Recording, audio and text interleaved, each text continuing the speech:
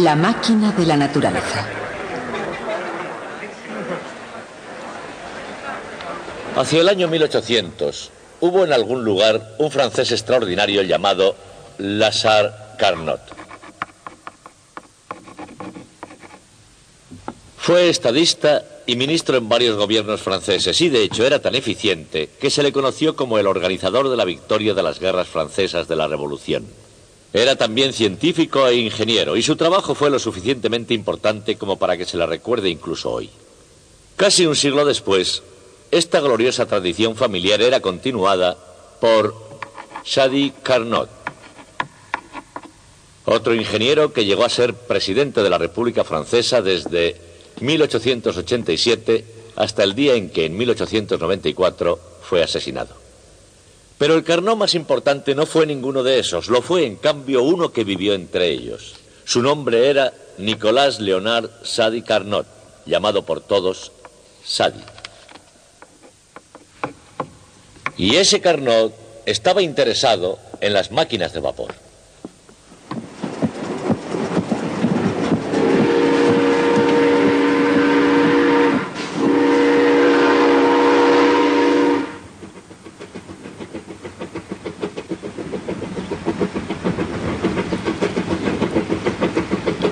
Desde andar a trompicones en Inglaterra en los primeros años del siglo XVIII, hasta la ininterrumpida promesa de la frontera americana, nada extendió tanto a lo largo y a lo ancho los horizontes de la civilización occidental como la invención de la máquina de vapor.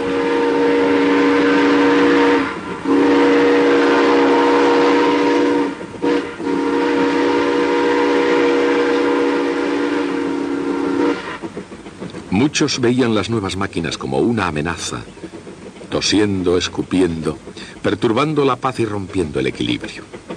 Se veía la máquina como una idea molesta, pequeña y repugnante, pero una vez que llegó la época de su nacimiento, tuvo ya que quedarse.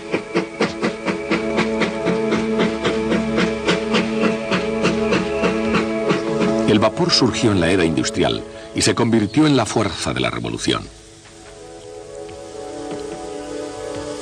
Con una aceptación creciente a ambos lados del Atlántico y con unas configuraciones tan hábiles y variadas como fueron capaces de diseñar los ingenieros, las máquinas de vapor comenzaron a convertir los sueños en realidad.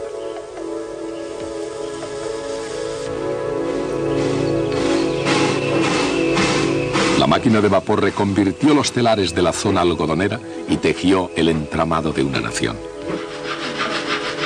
La máquina de vapor cortaba y daba forma a la madera, impulsaba émbolos y movía palancas.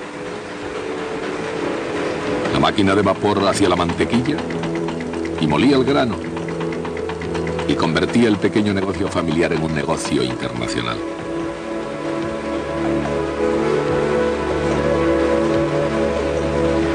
Con el vapor se hizo el trabajo preliminar y el gigante de la industria decidió establecerse definitivamente.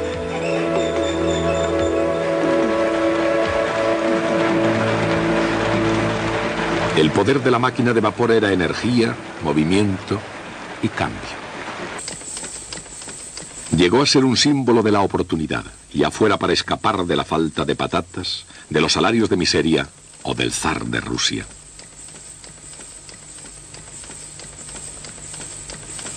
La máquina de vapor ahorró tiempo y mano de obra, y ciertamente, a pesar de la conmoción y de la injusticia que podía crear, la máquina de vapor ofreció la promesa de un salario fijo. Toda contribución tenía que aportar más de todo. Todo más rápido, todo mejor, todo más fácil y todo mucho más barato.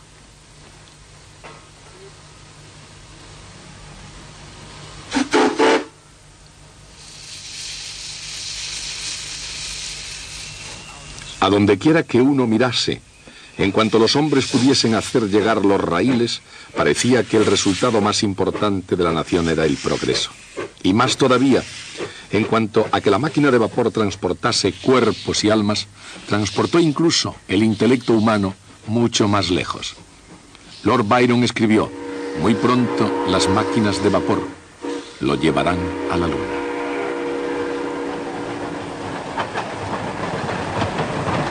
La perspicacia del poeta Byron Iba por la senda correcta, pero la máquina de vapor está por encima y más allá de la Luna. Como idea, llega tan lejos como para plantear preguntas sobre el significado exacto del tiempo y sobre el destino último del propio universo.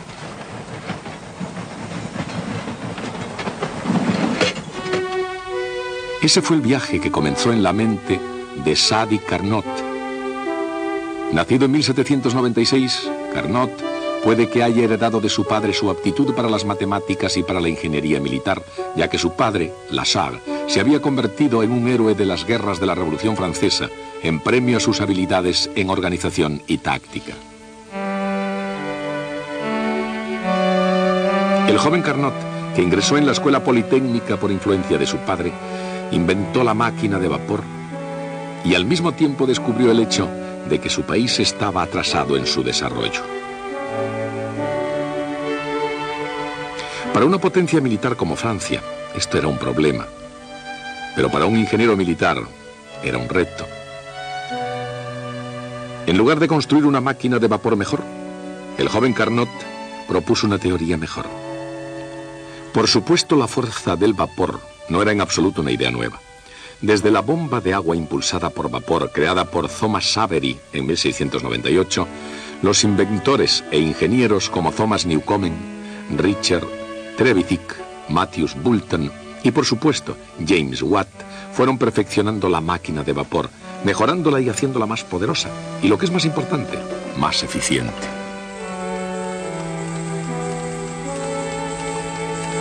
Los inventores fueron creando uno tras otro ingeniosos dispositivos para obtener algo más de trabajo a partir de una tonelada de carbón.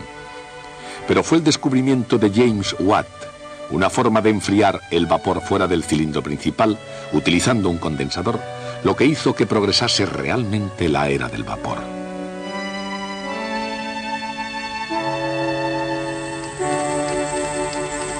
Y yendo a la máquina de vapor, ¿qué es realmente lo esencial?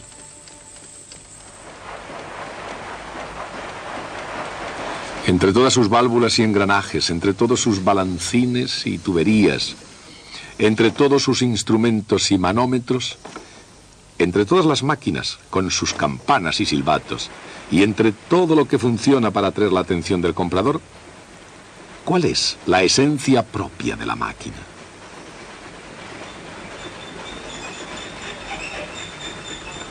Es el cilindro. Un cilindro con un extremo móvil empujado por vapor a presión.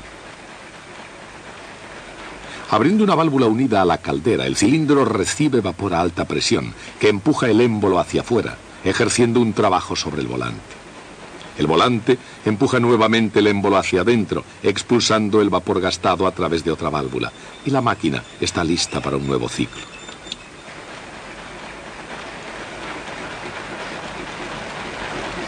Y así continúa. Adentro, afuera, adentro, afuera. No importa ni el objetivo ni el diseño que tenga. El cilindro es la...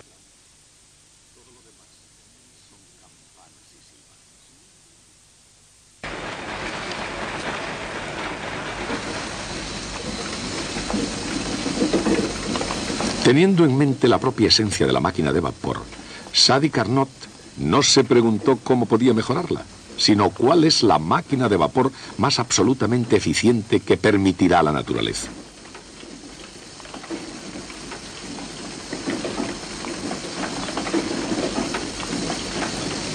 Buscando la respuesta, Sadi Carnot se inspiró en la rueda hidráulica. Por supuesto, la máquina de vapor no fue el primer invento que alivió la carga de los trabajos físicos. Desde la antigüedad, las bestias ayudaron a arar y a moler, a bombear agua para regadío y a transportar las cosechas al mercado. Como un paso para salir de la cultura agraria hacia la revolución industrial y sus desagradables máquinas, la rueda hidráulica llegó antes que la máquina de vapor.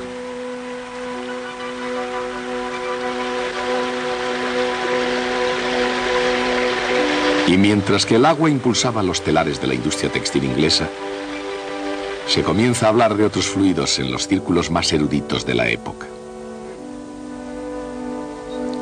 El mundo científico reagrupado en la estela dejada por Sir Isaac Newton, había comenzado a darse cuenta de que no todos los fenómenos naturales estaban explicados en la Principia. Durante un tiempo, la idea de una variedad de fluidos misteriosos se convirtió en una solución generalizada para un sinnúmero de enigmas físicos. La electricidad, por ejemplo. La solución al problema de la electricidad fue un fluido que emanaba de la mente sutil de Benjamin Franklin. Y mientras tanto, en el continente europeo, Joseph Priestley trataba de resolver el problema de la combustión, del propio fuego y el problema relacionado con la corrosión de los metales.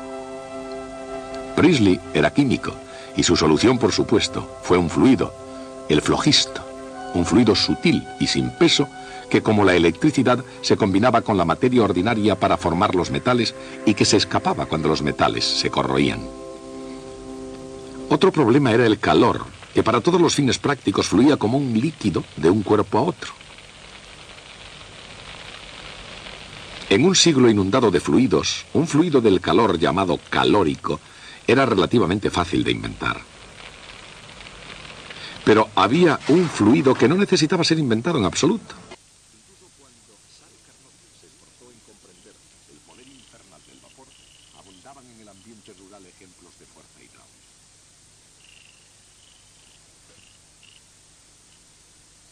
Pensó que de la misma manera que el agua mueve las ruedas hidráulicas, fluyendo desde un nivel superior a otro inferior, una máquina de vapor es accionada por el calórico, fluyendo desde una temperatura superior a otra inferior.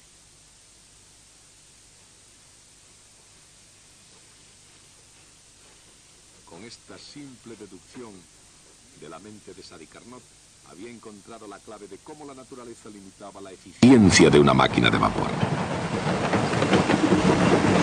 Ninguna máquina ni combinación de máquinas pueden jamás tener el efecto de hacer pasar más calor hacia temperaturas altas que hacia temperaturas bajas. Esa idea fue el punto de partida de la teoría de Carnot. Incluso en nuestros días es uno de los fundamentos básicos de la física. Por supuesto, hoy se llama segundo principio de la termodinámica. Carnot se dio cuenta de que una rueda hidráulica girando en sentido inverso podría ser utilizada para llevar agua hacia arriba. De hecho, él incluso pudo imaginar una rueda hidráulica impulsando otra en sentido contrario. El agua que caía por un lado se utilizaba para elevar agua por el otro.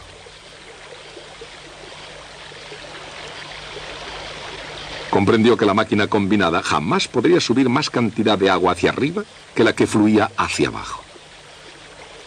El principio, aplicado al flujo del calor en lugar de al flujo del agua, se convirtió en el segundo principio de la termodinámica. Con esta idea, Carnot comprendió que la mejor máquina que la naturaleza podía permitir era una que pudiera trabajar igual de bien en un sentido y en el contrario. En otras palabras, una máquina que pudiera tomar vapor a baja temperatura y lo llevase a alta temperatura. En una máquina ordinaria entra calor a alta temperatura, se genera trabajo y sale de nuevo calor a baja temperatura.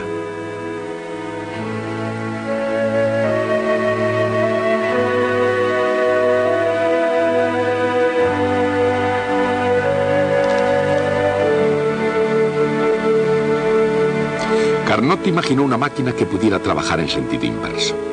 Entraría calor a baja temperatura mediante trabajo ejercido desde fuera y se produciría calor a alta temperatura.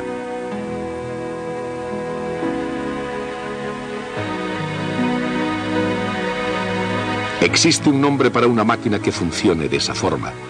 Se la llama frigorífico. Un frigorífico, con la ayuda de un motor, extrae calor de donde ya está frío y lo deposita a temperatura más alta en el exterior. Esta idea no resulta extraña hoy, pero en la década de 1820, Carnot se encontró con un reto. ¿Cómo diseñar una máquina de vapor que pudiera trabajar igualmente bien como frigorífico? Carnot comenzó por reducir la máquina a sus elementos esenciales. No necesitaba ni caldera, ni volante, ni válvulas. Sí necesitaba un cilindro y un émbolo, pero incluso podía funcionar sin vapor. ya que el cilindro podía llenarse de aire.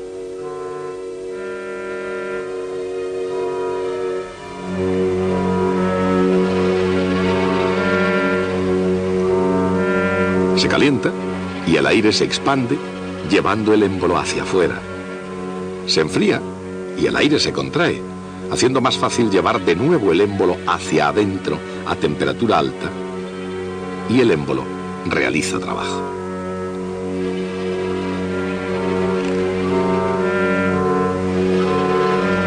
Cuando se enfría el cilindro, hay que suministrar trabajo para empujar el émbolo hacia adentro.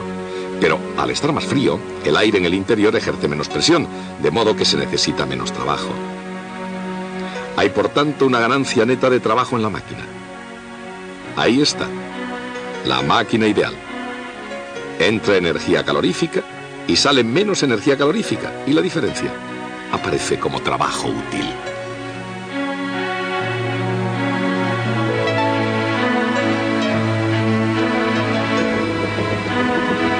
La máquina ideal comparte las características más importantes de las máquinas reales. Entra calor, realiza trabajo, y el calor debe ser siempre expulsado a temperatura más baja para dejar el motor listo para la siguiente carrera. Pero existe un problema. El calor fluye fácilmente desde una fuente caliente hacia un cilindro frío, o desde un cilindro caliente hacia una fuente fría. Pero estos pasos no pueden invertirse, ya que necesitaría que el calor circulara en el sentido incorrecto. La máquina ideal de Carnot, que funciona igualmente bien en un sentido que en el inverso, no permitiría utilizar esas dos carreras. Para hacer que una carrera sea reversible, el cilindro tendría que estar caliente antes de que el calor entre. Se permite que el gas caliente se expanda y entra más calor, realizando trabajo.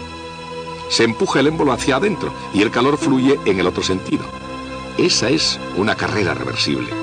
Tiene lugar a temperatura constante y por eso se llama isoterma. El calor entra, el gas se expande y se realiza trabajo. Seguidamente una jugada brillante. Aislado de la fuente de calor, se deja que el gas se expanda realizándose más trabajo. Al no existir ninguna fuente externa de calor, este trabajo proviene de la energía interna del propio gas, provocando su enfriamiento. Este paso es también reversible y se llama adiabático. El cilindro está ahora preparado para otro paso isotérmico, esta vez utilizando algo de trabajo para expulsar el calor a baja temperatura. Finalmente, una compresión adiabática calienta el gas, llevándolo al punto de partida dispuesto para otro ciclo.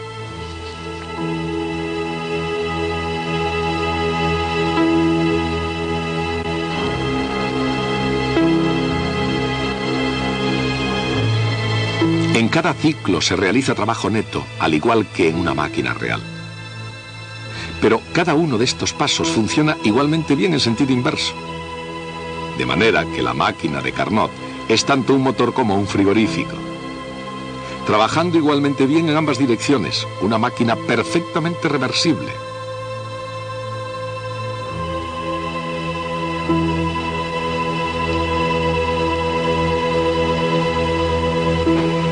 Por supuesto, el motor de Carnot funciona perfectamente solo en la imaginación, pero tiene mucho en común con un motor real. Por ejemplo, al igual que una máquina de vapor, la máquina de Carnot utiliza una fuente de calor a alta temperatura, y como una máquina real también necesita un lugar a donde expulsar calor a temperatura más baja, y un cilindro donde los gases puedan expandirse y contraerse. Y justamente aquí terminan las similitudes y comienza el verdadero desafío. ¿Cómo podría probar Carnot que su máquina era la más eficiente posible?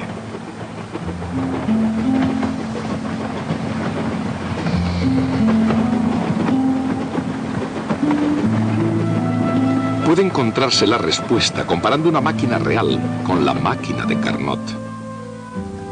Al quemar combustible se genera una cantidad de calor Q sub I, a temperatura alta T sub I. Puesto ese calor en la máquina de Carnot, realiza un trabajo, W. La eficiencia de la máquina es justamente el trabajo realizado dividido por el calor que entra. ¿Podría algún motor real ser más eficiente que una máquina de Carnot? Es decir, que necesitara una cantidad menor de calor, Q sub I R, para producir la misma cantidad de trabajo? Si así fuera, se podría utilizar ese trabajo para hacer que la máquina de Carnot trabajara en sentido inverso. Si la máquina real se conectara a una máquina de Carnot, el efecto sería similar a las hipotéticas ruedas hidráulicas de Carnot. La máquina real toma calor y realiza trabajo, justamente la cantidad de trabajo que la máquina de Carnot necesita para funcionar en sentido inverso.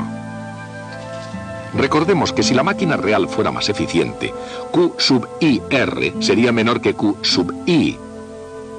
De modo que, cuando las dos máquinas estuvieran conectadas, el efecto neto equivalente sería lo mismo que hacer pasar el calor hacia la temperatura mayor.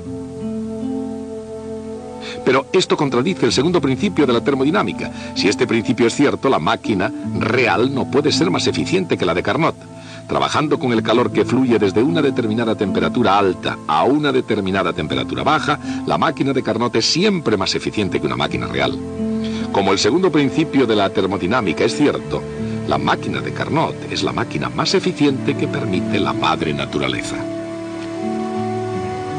Sadi Carnot comenzó una brillante analogía, la rueda hidráulica, y concluyó con la esencia de una máquina, la más eficiente posible entre dos temperaturas. Pero la analogía de Carnot no era del todo correcta. A diferencia del agua, en una rueda el calor no solamente fluye a través de una máquina. Parte del calor se gasta y se convierte realmente en trabajo. Lo que significa que, considerando la ley de la conservación de la energía, es muy fácil hacerse la pregunta de Carnot y llegar a una respuesta equivocada. Por ejemplo, si una máquina utiliza calor para producir trabajo, la máquina más eficiente sería una que transformara todo el calor en trabajo. Pero esa es la respuesta equivocada. Incluso antes de la ley de la conservación de la energía, Carnot se dio cuenta de que en cualquier máquina debe salir algo de calor a baja temperatura. Esa es la finalidad del condensador de Watt y el motivo por el que todo coche necesita un sistema de refrigeración eficiente. De acuerdo con la ley de la conservación de la energía, el trabajo realizado es sencillamente la diferencia entre el calor que entra y el que sale. De modo que la eficiencia de una máquina, su rendimiento, es siempre menor que uno. La lógica original de Carnot fue tan exacta que permaneció válida incluso con el descubrimiento de la conservación de la energía. Ninguna máquina, ni siquiera la máquina de Carnot, puede alcanzar la meta de eficiencia perfecta. Pero, ¿qué rendimiento puede alcanzar una máquina de Carnot? Depende de la temperatura. Cuanto más elevada sea la temperatura alta y cuanto menor sea la temperatura baja, mayor rendimiento tendrá el motor. De hecho, generaciones posteriores descubrirían que para una máquina de Carnot, Q sub 0 dividido por Q sub I es igual a T sub 0 dividido por T sub I. Y ese es el máximo rendimiento que puede alcanzar una máquina. Sadi Carnot murió en 1832. Tenía solo 36 años. Murió trágicamente en plena juventud de escarlatina. Durante su vida no fue realmente famoso, era respetado. Pero después de todo, como ingeniero, su obligación era construir máquinas mejores. Y las ideas de Carnot, aunque inteligentes, no ayudaron a nadie a construir una máquina mejor. A pesar de ser un ingeniero respetado, nadie se sintió impresionado por lo que había hecho. Cuando Joule apareció y descubrió, o mejor dicho, estableció la conservación de la energía, la situación para Carnot empeoró aún más, porque después de todo su razonamiento estaba basado en un fundamento defectuoso, la antigua teoría del calórico. Pero un físico alemán llamado Rudolf Clausius surgió en ese momento y rescató las ideas de Carnot. Lo que Clausius había demostrado era que en esta máquina, no en cualquier máquina, sino en una máquina perfecta, ideal, existe algo que sale igual a algo que entra. Es decir, algo se conserva en un motor ideal. Ese algo no es energía, sino más bien es el cociente, obtenido al dividir la energía del calor que entra entre la temperatura a que entra. Esta cantidad que idealmente se conserva siempre y realmente algunas veces, recibió por Clausius el nombre de entropía.